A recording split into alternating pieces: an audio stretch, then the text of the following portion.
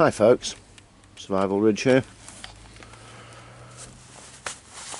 and Heyoka Spirit from Facebook, who has made up a survival kit, comprehensive survival kit for the shop, for sale in the shop.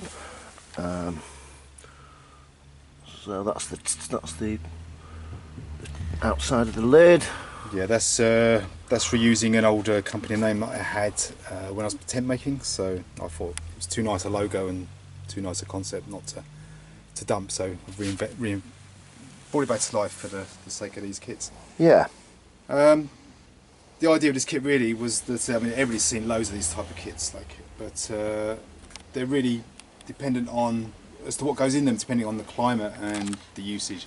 So this kit really, for this climate, a damp island, I see that most any scenario you'd find yourself in is the most dangerous. The dangerous aspect would be hypothermia. So any kit for me anyway that hasn't got a survival blanket in it isn't really cutting it, and none of them really do. So this kit really started off being based around a survival blanket and basic fire lighting kit, and then a little bit of first aid, and it's gone on from there. So obviously tried to pack as much as I can into the kit. It says tins, they're not exactly tins, they're actually these lightweight plastic containers, which are actually really good. I'm surprised. Very waterproof, aren't they? Yeah, they are, and they've a real nice feel to them, and they got some points there you can put a landlord on, and they're nice actually. On the back there I've got a list of the contents. Okay, so to those of you that are used to these sort of things, most of these contents are self-explanatory, but in case this is your first time, I'll run through them anyway. So we've got your space blanket. We've got a few basic first aid items. We've got plasters. We've got some antiseptic wipes. We've got your condom cum water carrier. We've got 4 Oasis water purification tablets. So that's 4 litres. Super glue. We've got a whistle. Does that whistle do anything else, or is it just a whistle? I think it's actually got a little stash box in there, so I could even think of something else to cram in there. Yeah, I probably will do at some stage. Safety pins, so that's in with your first aid kit there. We've got one of these little credit card multi-tools. That was my first style credit card multi-tool, was that type. Right. And they're handy enough, they're cheap and they fit into the box, so yeah, why not have them? Absolutely. Now I see these kits really as being a 24-hour, in this climate, in this environment, 24, 48 hours. So if you can survive the hypothermia, you can get something to drink, you can address some basic first aid, and you can light a fire. I think you're pretty well sorted. I put some snare wire in there, but I couldn't really see you. Well, wire is always useful for everything anyway. Exactly. Just even if it's only to hold your boots on. Exactly. Knife, if you haven't got a knife, I mean all of us would have, but that would get you through most scenarios at a push, as you yeah, know. For really small, lightweight gear. Yeah. And the edge on the multi-tool is serviceable as a kind of utility blade. Yeah, you could hammer it down and split wood with it almost. Yeah, this mold is actually that's quite a sharp knife, to be honest. I'm quite surprised. Yes. I like these because they're cheap and handy. They pack down real small. But the best thing one of the best things about them is they have a good flashlight well, on. Yeah, absolutely. So you've got a flashlight in the kit as well. Yeah. You've got a Phillips, you've got a slot head, you've got a bottle opener, or whatever you're going to use that for. Handy enough, like. Yeah. Compass, wire saw. I'm not a great fan on the wire saws, but it's there anyway. It depends on the type you get. If you get good ones, they're very good. If you get the crummy ones, they're rubbish. It's like the fire steels. If you get that a one, good one, I've tried, and it does do the job. It's great, so, and it fits in, so why not? A couple of zip ties. Managed to get a couple of zip ties in, which I think are great. Because I mean, I use them for everything. So absolutely. Again, between those and your wire, that might sort out any broken boots, broken pack straps, or whatever. Like. Yep. Fire. We've got, if you're going to have a candle at all, then make it an everlasting birthday candle. Yes. Every time you blow it out, it relights. Can't be better. So that's always a good one. I've got the obligatory fire steel. Now I have sort of mixed feelings about these things. You know, whether they're good ones, bad ones, whatever they are. Yeah. Urban survival versus bushcraft.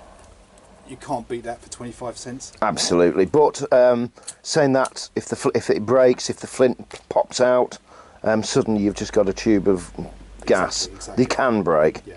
Even the best ones can break, and you can lose your flint. Yeah. So it's good to have something that you can always create fire with. It is. My policy with these, as Ridge well knows, is that I buy these. They're 25 cents. Buy a dozen of them. Put one in every pocket of every jacket of every pair of jeans. I have them dotted all around the place in every kit. 25 cents. That's an incredible invention. So anyway, that's there. He does, you know. That's what I do. I've got one here. Even got this one here now, which is these are great. These have got a little torch on them. Yes. And what I've done with this is that I've taped a piece of inner tube on it. Yep. So that is a guaranteed fire. Absolutely, because inner tube lights best. Yeah. You can't get it can't get it out once it's going. No, exactly. In all conditions, inner tube is a brilliant one. All my lighters are like that these days. Yeah. It's a simple little mod, and you've got a torch, you've got a lighter, and you've got a guaranteed fire in one little package. Absolutely. End of the story. So, but anyway, on the fire lighting, you've got your wire wool, which covers any sparking, yourself. You've got your cotton wool to go with that. You have guaranteed. Very dry. Very dry. The tampon. You're familiar with those concepts? You can all pull them apart very easily, obviously. So there's your fire lighting, a little bit of basic first aid, a few basic tools, compass, and like I said, this whole kit really is based around, in this climate, hypothermia is going to be your biggest, quickest killer. Absolutely. So that's it, and it all packs into one of these little boxes. We've got the contents on the back. So I'm just making up the three of them, and that's it really. I'm not turning it into this big thing. It's more a mental exercise and a bit of fun, Yeah, very much so. But for sale in the shop. Yeah. Now I love making kits, and there's another little kit there. That's a basic fire lighting kit. Oh yeah. We actually sold that to a woman not that long ago. A woman came in the shop. Cool. Had one. Just a novelty idea, but just instant firelighter. A couple of euros, we've got some wax matches, a bit of strike, some cotton wool, some steel wool, some Vaseline wool, and a tampon. There's something wrong if you can't light a fire with that. If you don't light a fire with that, then absolutely. You deserve to. You're underwater. And these. Now this is me really. So I'm saying, fuck the bushcraft, and this is the urban survival. Look at that, vacuum packed, costs less than 50 cents to make up. Yeah. And I have one of these knocking around under the car. You can stamp on it, you can have it knocking around for a year, and you may never need it. But if you really do need to light a fire, that's end of the story. They're brilliant. And we had some people staying with us last year, and a young lad was staying with us in West Cork, and he went for a walk up on the mountains and didn't appear for 6-7 hours. He was gone missing, and although it was early spring, and we were at that stage had this sort of this frightener that he could have fallen down somewhere, and he was seriously in danger of being lost and dying of hypothermia. So I made these up for exactly that scenario, just something to put into your backpack, just if you're going out walking, or something you can easily put into a backpack. You've got two bin liners there, one to put over your legs, one to put over your shoulders, a space blanket, a whistle and a compass, and a few basic instructions there of the SOS with the whistle, and just something as simple as that in a backpack for anybody could save your life on a mountain walk. Pack's really thin in Ireland. You don't have to open it until you really need it. Again, that could be kicking around under one of the seats of the car for years, and you may never need it, but if you need it, it's there. So we sell all this type of stuff in the shop. So these are all just a few euros each. There's no big sell on there. No. I'm going to have to get just a novelty, isn't it? 25 euros for these. I'm only making 3 of them. But that is filled with a lot of good stuff, So yeah, that's basically it. So I'd be interested in anybody's feedbacks and ideas of what they think of things to go in these kits and not having these kits. It's always interested. We're all here to learn and to pass knowledge on. So happy days. Yeah, absolutely. Great, folks. Okay then, that's it for that. Quick look around the shop. It's just going dusk now in Macroom town. The shop's in usual chaos because at the moment we're just pulling everything apart, and we're going to do more shelving. So there's going to be shelving up to here, as you can see. I'll stand back, and so somewhat full. But a lot more stuff's going to be hung on the walls. We've got Pathfinder, Dave Canterbury's stuff in store these days, with the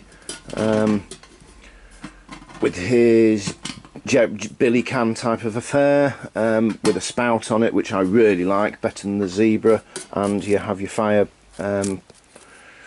controller under here. You could pack that on top of a fire, or on top of embers, or start a little fire inside there. They're really good. And I also got his Pathfinder Schools, Dave Canterbury's wide-mouthed stainless steel water carrier, and his lidded folding handled cup. They're, you know, everybody knows Dave Canterbury, they know this stuff's good, so had to have it in stock. So that'll be in stock from now on. Yeah, we've got some new shelving up, and full of stuff, Kelly kettle stuff and knives as usual. We're just about to have a look at one of the knives that Paddy Smith did, a new sheath, and if we can have a look at that. Oh, yeah, that was nice of him. So that was a Damascus steel blade from Paddy Smith, and it's now on a right-handed knife pouch, which he custom made specifically. So that just came through the post today, and you're chuffed with that, aren't you? I am, yeah. It came with a left hand. It was a gift. The whole knife was a gift for my birthday, which is fantastic. But it came with a left-handed sheath, which is, you know, wasn't really me, and it was sat a little bit high as well. Yes, so he's raised the tab on the back, so it sits a bit lower, and of course that's right-handed, and it's great, really accessible, and it's tight in there, and I'm not going to lose it. No. So well done to him, like he's a brilliant craftsman, like so. Absolutely. So Paddy Smith from Roscommon, still got some of his knives available. I'm sure there'll be more very soon in the shop. And in fact, here they are. There's just a few left, waiting for a resupply, and one of his few last Damascuses, of which one I have myself. Right then, folks, once again, we'll talk to you very soon, and don't forget to stay prepared. Survival Ridge out.